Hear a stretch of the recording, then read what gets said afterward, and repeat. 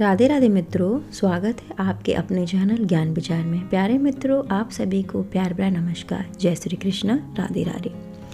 प्यारे मित्रों, आज की जो वीडियो बहुत ही ज़्यादा स्पेशल है, जिसमें कि आज हम बात करेंगे कि जो भी रिश्ते नाते हमें मिलते हैं, जैसे हमारे माता पिता, भाई बहन या कोई जानवर है या फिर कोई शत्रु है हमारा, इनका हमारे पुनर्जन्म से क्या संबंध होता है, यानी हमारा जो पिछला जन्म है उससे क्या संबंध है।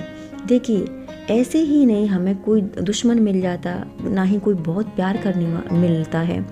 सभी का कुछ ना कुछ हमारे पिछले जन्म से कोई ना कोई कनेक्शन रहता है। इस बात पर आप यकीन करिए या मत करिए, लेकिन ये बातें कहीं ना कहीं हमारे जीवन से जुड़ी हुई होती हैं और कुछ ना कुछ सच्चाई इनमें होती है। आपने देखा होगा कि कभी कभी हम किसी जानवर को पालते हैं, वो कितना वफादार होता है, और कभी कभी कोई इंसान हमें इतना अच्छा मिल जाता है कि वो हमारे मरते दम तक अपना रिश्ता निभाता है, चाहे वो माँ बाप हो, चाहे वो भाई बहन हो, चाहे वो कोई दोस्त हो। ऐसे ही दुश्मन भी हमें कभी कभी ऐसे मिल जाते हैं, हम सोचते हैं कि ये क्यों हमारे जीवन में आया, लेकिन कुछ ना कुछ कनेक्शन हमारे पिछले जन्म होते हैं उनसे होता है। तो इस वीडियो में हम बात करेंगे जो हमें संतान प्राप्ति होती है, उनका पिछले जन्मों से क्या संबंध होता है। क्या वो हमसे हिसाब चुकाने के लिए आती हैं? क्या मतलब होता है कि हमें कभी एक संतान, कभी दो संतान, कोई संतान हमारी बहुत अच्छी निकलती है जो कि हमारी सेवा करती है, और कोई संतान हमारी इतनी बुरी होती है कि हर वक्त वो हमें कष्ट देती है, आर्थिक तौर पर, मानसिक तौर पर और शारीरिक तौर पर। तो ऐसा क्यों होता है कि एक ही माँ के गर्भ से एक बच्चा तो बहुत अच्छा पैदा हुआ और दूसरा बहुत ही ज़्यादा ऐसा पैदा होता है कि वो हमेशा हमें परेशान करके रखता है। तो देखिए, पूर्व जन्म के कर्मों से ही हमें इस जन्म में माता पिता, भाई बहन, पति पत्नी, प्रेमिका, मित्र, शत्रु, सगे संबंधी इत्यादि संसार के जितने भी हमें जो रिश्ते नाते हैं वे सब मिलते हैं। इसमें कोई झूठ नहीं है, क्योंकि इन सबको हमें या तो कुछ देना होता है या इनसे कुछ ना कुछ लेना होता है। वैसे ही संतान के रूप में हमारा कोई पूर्व जन्म का संबंधी ही आकर जन्म लेता है, जिसे शास्त्रों में 4 प्रकार का बताया गया। उन 4 प्रकार के बारे में मैं आपको विस्तार से बताती हूँ। देखिए, एक होता है ऋणानुबंधन। ऋणानुबंध पूर्व जन्म का कोई ऐसा जीव जिससे आपने ऋण लिया हो, कर्ज लिया हो, पैसा लिया हो, या उसका किसी भी प्रकार से आपने धन नष्ट किया हो, वह आपके घर में संतान बनकर जन्म लेगा और आपका धन बीमारी या व्यर्थ के कार्यों में तब तक नष्ट करवाएगा जब तक कि उसका हिसाब पूरा ना हो जाए। दूसरा जो प्रकार होता है उसे बोलते हैं शत्रुपुत्र।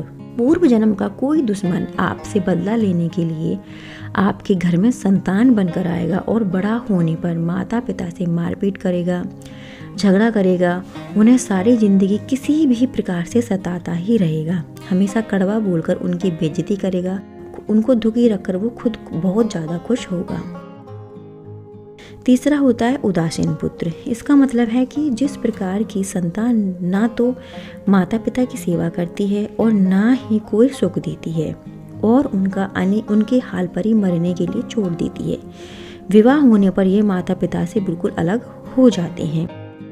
जो चौथे प्रकार का पुत्र है उसे बोलते हैं हम सेवक पुत्र। पूर्व जन्म में यदि आपने किसी की खूब सेवा की हो, तो वह अपनी की हुई सेवा का ऋण उतारने के लिए, आपकी सेवा करने के लिए पुत्र बनकर आपके घर में जन्म लेता है। जो बोया वही तो कटेगा।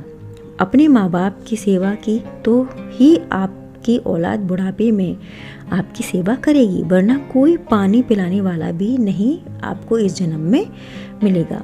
तो इस प्रकार ये 4 प्रकार की जो संतानें होती हैं हमें अपने पूर्व जन्म के अनुसार मिलती हैं। आप यह ना समझें कि ये बातें केवल मनुष्य पर ही लागू होती हैं। इन 4 प्रकारों में कोई सा भी जीव भी आ सकता है। जैसे आपने किसी गाय की निस्वार्थ भाव से सेवा की है, किसी जानवर की है, गाय, भैंस या बकरी या फिर कुत्ता, कोई भी हो सकता है, तो वह भी पुत्र या पुत्री बनकर आपकी कोख से जन्म ले सकता है। यदि आपने गाय को स्वार्थवश पालकर उसको दूध देना बंद करने के पश्चात उसे घर से निकाल दिया हो, तो वह ऋणानुबंधन पुत्र या पुत्री बनकर जन्म लेगी। या फिर यदि किसी निरपराध जीव को सताया हो, तब वह आपके जीवन में शत्रु बनकर आएगा। इसीलिए जीवन में कभी भी किसी का बुरा नहीं करना चाहिए, क्योंकि प्रकृति का नियम है कि आप जो भी करोगे वह उसका 100 गुना अगले जन्म में आपसे चुकवाएगा। यदि आपने किसी का 1 रुपया दिया है तो समझो आपके खाते में 100 रुपये जमा हो गए हैं। यदि आपने किसी को 1 रुपया छीना है तो समझो आपकी जमा राशि से 100 रुपये निकल गए हैं।